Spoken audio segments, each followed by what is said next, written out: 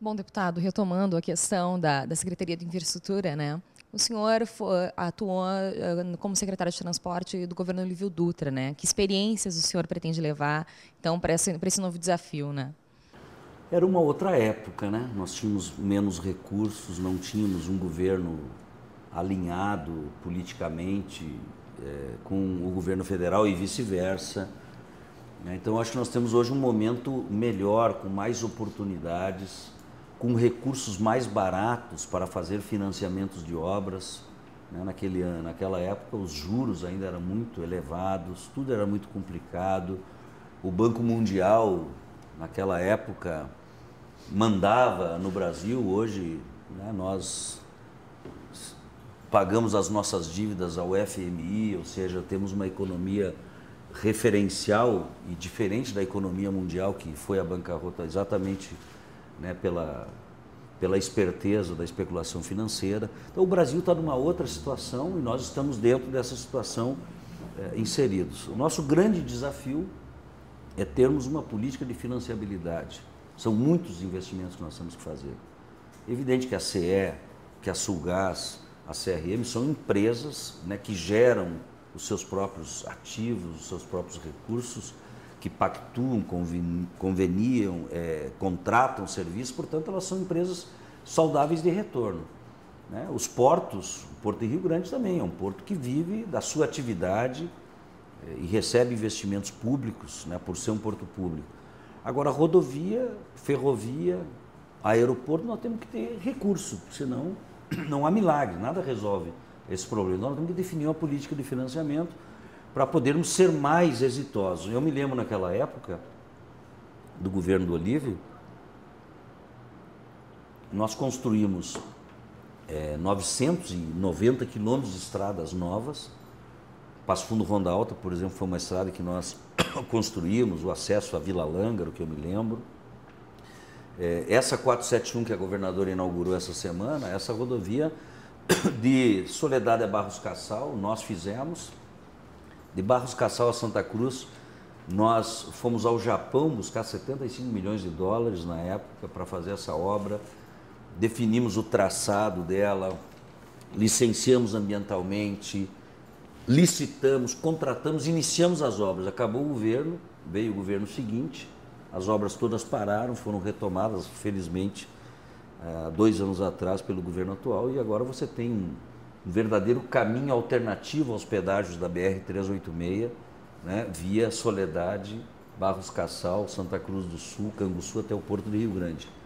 Enquanto pela 386 e pela BR-116 nós temos mais de 10 postos de pedágio para quem sai de Passo Fundo e vai ao Porto do Rio Grande, pela 471, que foi planejada pela gente na época exatamente para ser uma via alternativa, você vai ter uma praça de pedágio só entre Canguçu e Pelotas, e mais outra de Pelotas até Rio Grande. Então, é uma via que pode otimizar muito, né, o escoamento de produção. Então, as experiências do passado, os conflitos, né, na relação com pedágios, tudo isso fez a gente amadurecer, né? Nós vamos enfrentar esse debate de novo, agora no fim dos contratos, né? Mas nós não queremos disputas, nem brigas, né, nem intolerância. Nós temos é que construir políticas com resultado, porque a infraestrutura demora muito para ser feita, e se você perde muito tempo conversando e discutindo o que vai fazer, você acaba não fazendo nada.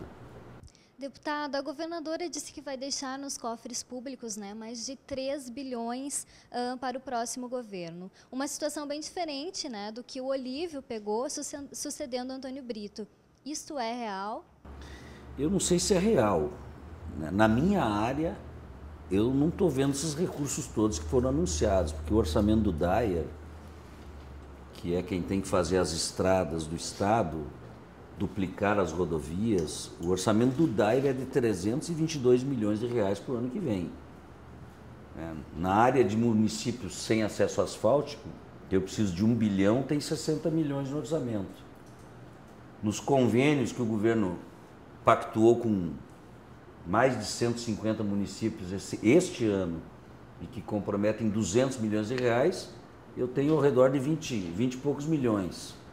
né? Na área de duplicação de rodovias eu tenho 30 milhões apenas, né? Só a RS 118 eu preciso de 150 milhões para duplicar a estrada e 100 milhões para retirar as 1.500 famílias que moram praticamente em cima da rodovia em Sapucaí do Sul. Então, tomara que seja verdade. Eu espero que o nosso secretário da Fazenda, o Odir, faça a apuração. Eu torço de verdade para que exista esse dinheiro no Caixa Único, né, porque eu vou ser uma das pontas que mais vou querer gastar esse dinheiro todo se ele estiver sobrando. Mas eu não sei ainda se ele é real. Olhando o orçamento do Dyer, eu fico um pouco perplexo, porque eu de fato esperava muito mais recursos orçamentados, né, para a área de infraestrutura, especialmente rodoviária. Tenho duas questões, deputado. A primeira, o senhor já disse aqui que está formando a sua equipe para a Secretaria de Infraestrutura. O Claudemiro Braganholo deverá ser o seu braço direito. Mais alguém da região deverá compor a equipe. E a outra questão, o senhor disse também no início que não está gostando do tratamento que a presidenta Dilma Rousseff está dispensando ao partido. Isso deve causar alguma diferença aí com o partido, alguma repercussão no Estado aqui ou não? Não há nenhuma diferença. Eu faço a título de registro porque eu acho que também a nossa direção partidária não conduziu bem as negociações, né? Um partido com 6 governadores, uma grande bancada, poderia ter conduzido, a meu juízo, de forma diferente esse entendimento, com mais antecedência, né, debatendo ministérios, inclusive, mais estruturantes. A primeira coisa que aconteceu conosco não foi agregar novos ministérios, foi perder o Ministério de Ciência e Tecnologia. Isso é um erro, porque o PSB deu cara ao Ministério de Ciência e Tecnologia, deu importância a ele, tornou ele um grande ministério. Nesses últimos 4 anos do presidente Lula, nós investimos 47 bilhões de reais em ciência e tecnologia. Esse era um ministério que ninguém queria quando começou o governo do Lula. Nós transformamos ele num ministério não só voltado às teorias, que também são importantes, mas voltado à formação de pessoas, à inclusão social, à inclusão digital. E perdemos ele antes de começar a negociação.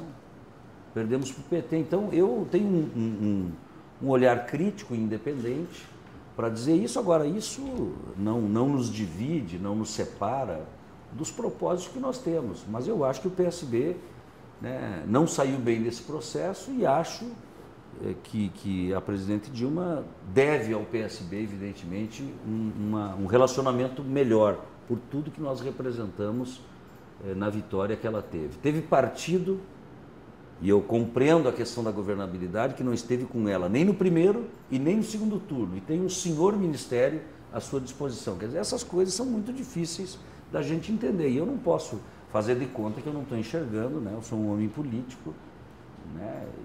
E fui até agora 8 anos vice-líder do governo.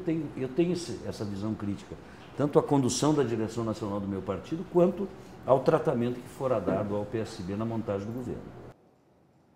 Deputado, já que o senhor está falando nessa relação, né, o senhor acha que o governo federal e o governo agora estadual, tendo a mesma linha ideológica, vai facilitar? O que o senhor acha que vai melhorar? Eu espero não ser contrariado, porque eu disse muito na campanha, por onde eu andei, que era a primeira vez na história do nosso Rio Grande, ou da política do Rio Grande, que nós poderíamos ter, ou poderíamos experimentar uma relação, né, não de submissão ou de conveniência, uma relação politicamente e ideologicamente na mesma direção.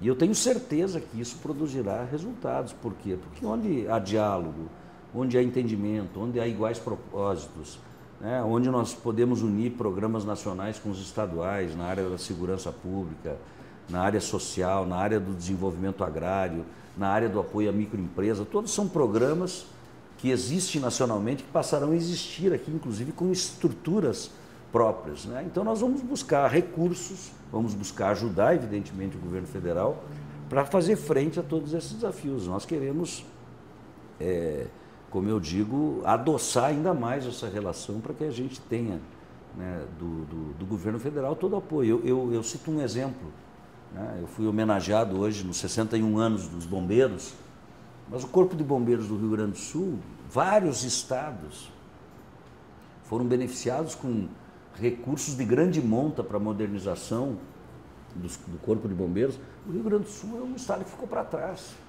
ou porque o Estado não pede, com vergonha, ele tem que pedir para quem não concorda, ou vice-versa, e nós pagamos um prejuízo. Uma cidade como Passo Fundo, que cresce, que se desenvolve, ela está atrasada do ponto de vista de segurança contra incêndio. Nós temos, eu disse para o prefeito Dipp hoje na cerimônia, Dipp, olha, nós vamos ter que colocar aqui em Passo Fundo um caminhão, né, adulto, grande, como é grande Passo Fundo, porque a nossa cidade cresceu muito e nós estamos ainda com o caminhão Magiros, que veio já usado da Alemanha, que talvez atinja 9 andares em caso de uma tragédia, que ela não ocorra, né? Mas nós não podemos torcer para que não ocorra, nós temos que estar preparados. Então, isso é um exemplo. Equipar o Corpo de Bombeiros do Rio Grande do Sul é muito mais fácil fazer isso com o Fundo Nacional que nós dispomos do que os políticos, né? Ou os partidos, ou os governos brigando entre si. E é um exemplo que nós vamos trabalhar e eu espero, no meio desta relação respeitosa que nós vamos ter com o governo federal, fazer com que Passo Fundo, por exemplo, o exemplo concreto de uma luta que vai ser minha, né, tenha um equipamento moderno de combate ao incêndio e que ajude esses nossos valorosos bombeiros, né, a exercer a sua atividade profissional. Bom, deputado, não posso deixar de te perguntar e pedir a sua opinião com relação a uma leve contradição agora, em que o governo federal está congelando 3 bilhões do Ministério da Ciência, Tecnologia e da Educação, ao mesmo tempo que os deputados aprovaram um aumento de 60 e poucos % no salário deles, né, para o próximo ano. Isso não é uma leve contradição, é uma grande contradição. Eu não estava nessa semana em Brasília, fui surpreendido com essa agenda, nós estamos num seminário sobre gestão pública com a Fundação Getúlio Vargas, né, que o governo estabeleceu e fiquei chocado com a notícia. Se lá estivesse, eu teria votado contra por uma razão muito simples, por filosofia de vida. Nada que não tenha razoabilidade e justeza vai ter o meu apoio. É evidente que podia corrigir o salário, são 4 anos sem reajustes, a correção da inflação. É também evidente que a Constituição fala que existe um teto de salários, que é o caso do Supremo Tribunal Federal. Agora, isso tem que ter razoabilidade. Se a Câmara tivesse elevado o salário para o teto e cortado esse gasto do seu salário em outras coisas, seria muito melhor compreendido. Agora, você fazer o reajuste, não cortar nenhuma despesa, não diminuir outras verbas que nós temos para exercer o nosso mandato, é um despropósito, é desrespeitoso. Então, a minha opinião ela é muito tranquila, muito clara sobre isso. Tudo que não tem mediação, né, que não tem razoabilidade e não tem justeza, não pode ter apoio. E isso só coloca a política, o Congresso, né, ainda mais no fundo do poço. Essa que é a grande verdade. Então, poderia ter feito a equiparação de teto salarial, poderia, mas corta o equivalente das verbas disponíveis para outras despesas, pronto. Você faz uma redistribuição, né? Então eu lamento muito, essas coisas exageradas, elas não têm nenhuma condição de serem justificadas, é o que eu penso sobre isso. Bom, deputado, 2011 é ano de Jornada de Literatura em Passo Fundo, né? E um dos problemas que o evento enfrenta é relacionado à Lei de Incentivo à Cultura. Como é que fica essa situação no próximo governo?